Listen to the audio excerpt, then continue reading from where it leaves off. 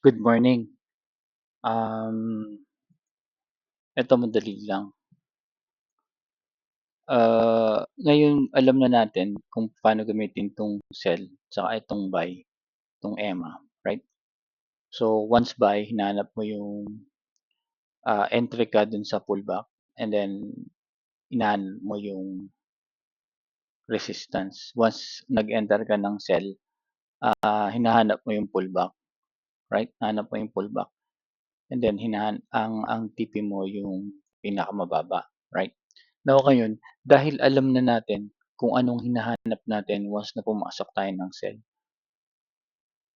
meron ka ng idea ngayon kung saan ka mag-e-enter sa pullback, right?